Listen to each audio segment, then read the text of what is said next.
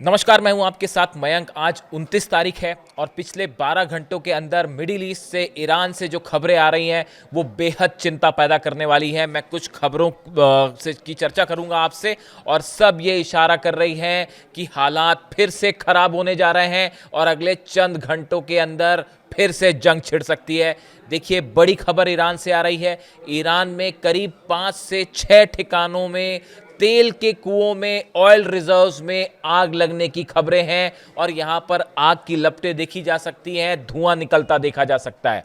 देखिए, ईरान के इस ऑयल रिजर्व्स में, तेल के कुओं में, तेल के भंडारों में आग कहीं और से नहीं लगाई गई, अमेरिका या इजराइल की तरफ से नहीं लगाई गई। जो खबरें हैं उसके मुताबिक ईरान ने ही अपने ऑयल रिजर्व्स में आग लगाई है।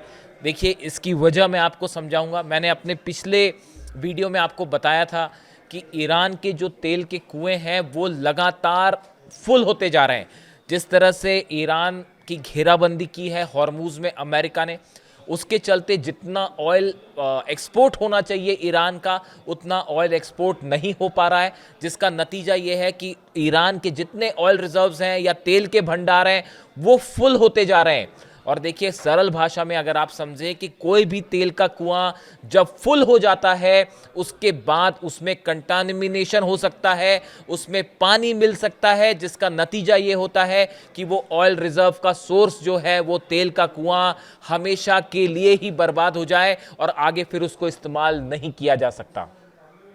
कई एक्सपर्ट्स बता रहे हैं कि डोनाल्ड ट्रंप का यह बयान कि अगले 3 दिनों के अंदर कुछ बड़ा होने वाला है, या उन्होंने 3 दिन का वक्त जो ईरान को दिया था वो इसीलिए दिया था क्योंकि ईरान के सारे तेल के कुएं, ऑयल रिजर्व फुल होने जा रहा है। और शायद अमेरिका का प्लान ये था कि इससे ईरान के जो सोर्सेज हैं, नेचुरल सोर्सेज, उनको नुकसान पहुंचेगा और ईरान के कई तेल के कुएं बर्बाद हो सकते हैं। देखिए, ऑयल रिजर्व फुल हुआ है क्योंकि ईरान में बड़े तेजी के साथ जो है कुओं में तेल उत्पादन होता है। अब उसका नतीजा ये था कि ईरान को हर हालत में अपने इस तेल को उन कुएं से निकालना था, जिसे वहाँ से हटाया गया और जिन कंटेनर्स में रखा गया उसमें आग लगा दी गई है ताकि इस तेल को नष्ट किया जा सके, उन ऑयल के जो कुएं हैं उसमें लेवल को कम किया जा सके, वरना वो तेल के कुएं ही बर्बाद हो जाएंगे। जो तस्वीरें सामने आ रही है, करीब 5 से 6 जगह ऐसी हैं ईरान में जहां पे ऑयल रिजर्व्स में आग लगी हुई दिखाई दे रही है। तेल के कुएं और उसके आसपास के जो टैंकर्स थे वो जलते दिखाई दे रहे हैं। मैं आपसे रिपीट करूंगा, ये कोई हमला नहीं है, ये ईरान ने खुद ऐसा किया है ताकि अपने तेल के कुओं को सुरक्षित रखा जा सके। लेकिन ये शुरुआत है उस बर्बादी की जिसकी आग में अब पूरा मिडिल ईस्ट, पूरा अरब एक बार फिर झुलस सकता है। देखिए, जो खबरें सामने आ रही हैं, यूएई में अमेरिका के फाइटर जेट्स फिर से लैंड होने शुरू हो गए हैं।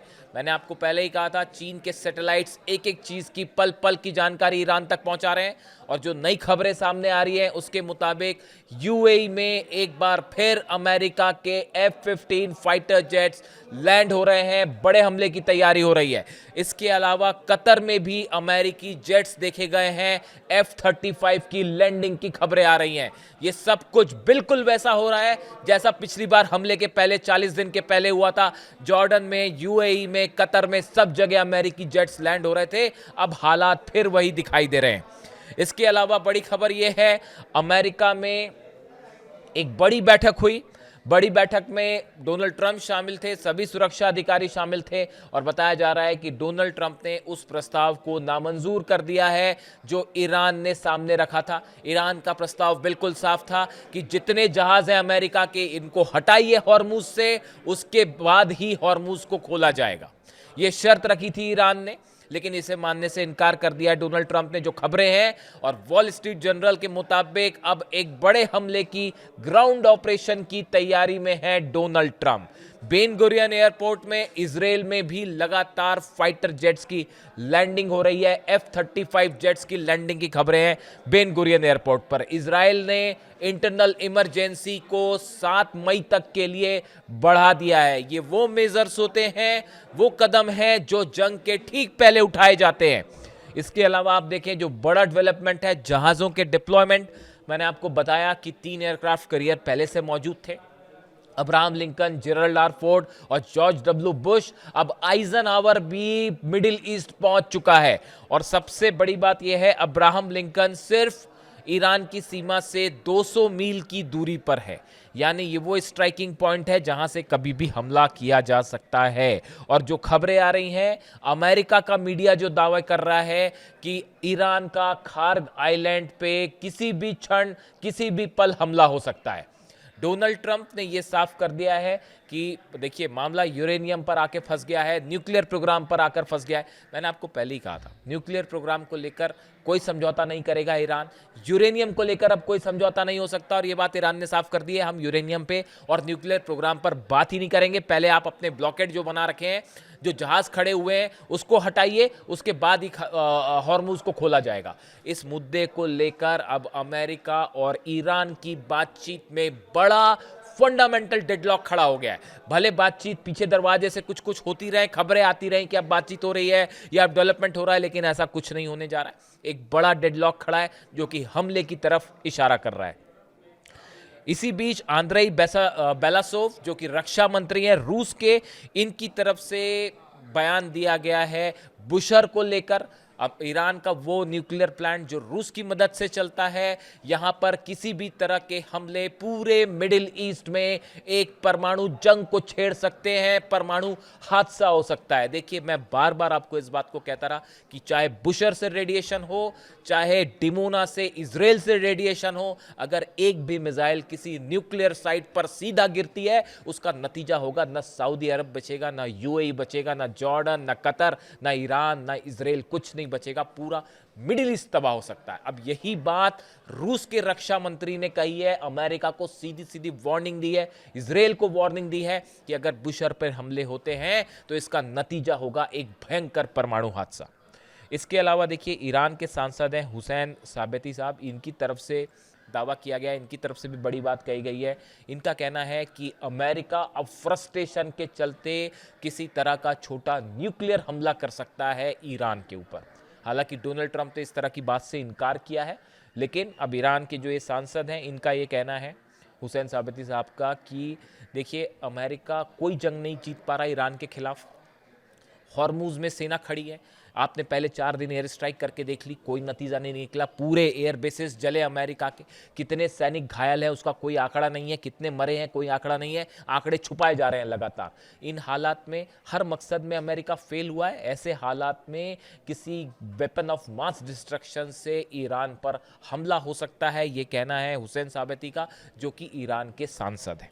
इसके अलावा देखिए, जर्मन चांसलर मर्ज, नेटो का वो हाल है जो नेटो बनने के बाद से अब तक नेटो का जो हाल नहीं हुआ कभी, जो किसी ने सोचा नहीं था कि नेटो की सेना के दम पर अमेरिका जो है न जाने कितने हमले करता रहा और अपने आप को सबसे शक्तिशाली बताता रहा, वो नेटो आज तार तार हो चुका है। जर्मन चांसलर मर्ज का कहना है, जो बातें जर्मनी के चांसलर कह रहे हैं कि अमेरिका बेवजह ईरान के साथ जंग कर रहा है, पहली बात।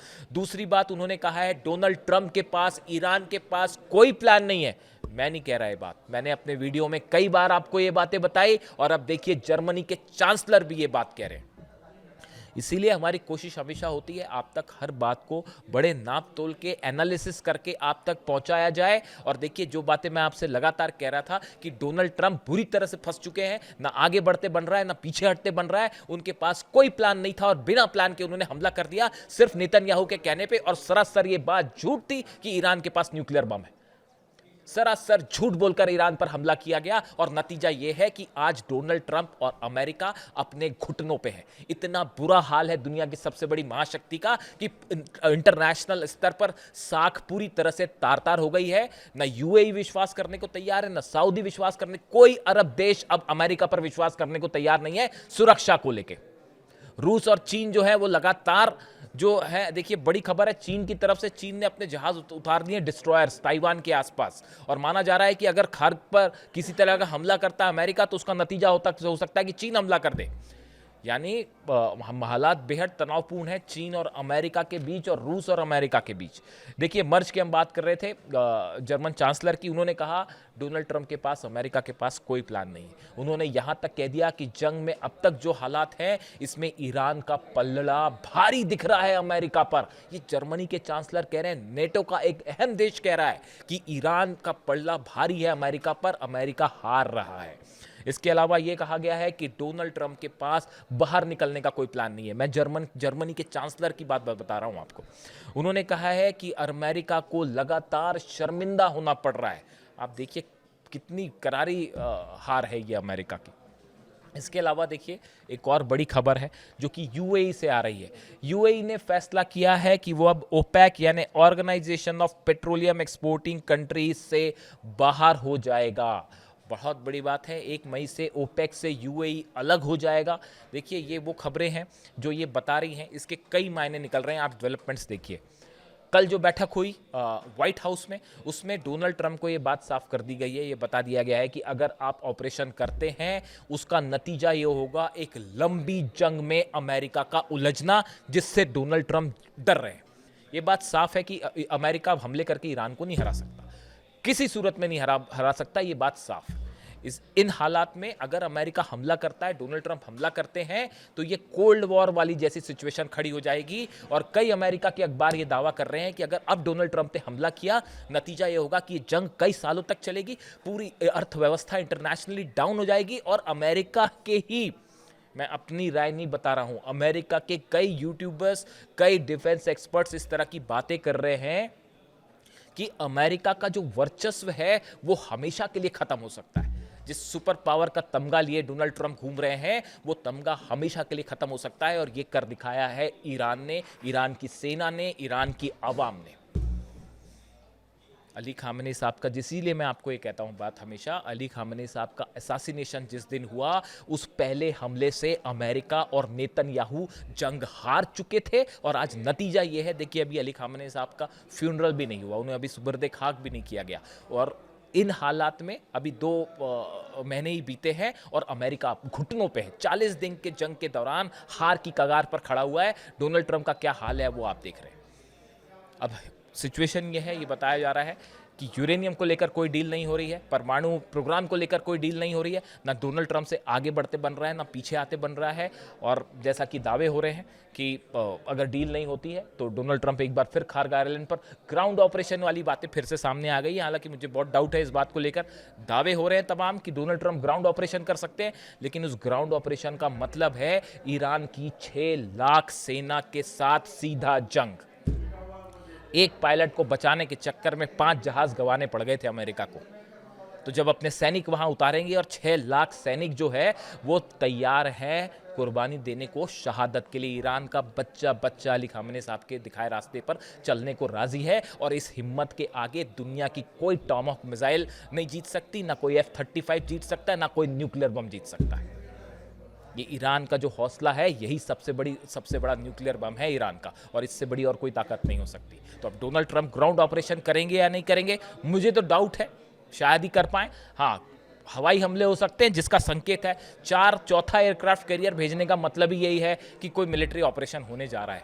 जिस तरह से मूवमेंट है यूएई, कतर, अब देखिए यहाँ फिर जहाज उतरने लगे हैं अमेरिका के, और उसका नतीजा ये है जो ईरान ने कहा है, बाब अल मंदेब बंद किया जाएगा। और अरब के जितने तेल के कुएं हैं, जो ईरान की सेना ने कहा है एक कुएं के बदले 4 जलेंगे। पूरे अरब के तेल के कुएं, ऑयल रिजर्व्स खतरे में हैं, पूरी दुनिया की इकॉनमी खतरे पे। इसीलिए अमेरिका के जर्मनी के चांसलर ये कह रहे हैं कि बिना प्लान के आप अंदर घुसे थे, अब पूरी दुनिया को बर्बाद करके मानेंगे, अब बाहर नहीं निकल पा रहे।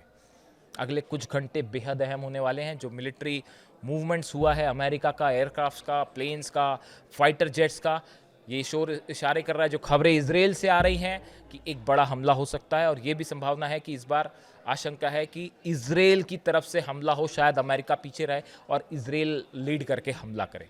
जो भी हो, ईरान इस बात के लिए तैयार है। पिछली बार के मुकाबले बड़ा सरप्राइज देगा ईरान, ये ईरान की तरफ से बार बार कहा जा रहा है।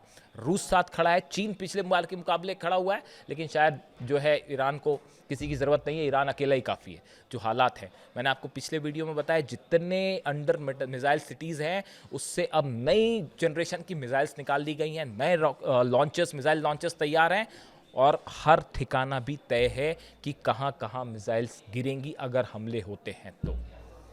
और सच मानिए पूरा दुनिया का ऑयल रिजर्व्स खास तौर पर मिडिल ईस्ट का खतरे में है। वीडियो कैसा लगा ज़रूर बताएं और कमेंट करके बताइए कि आपको क्या लगता है आगे क्या हो सकता है इस मैटर में। Thank you so much.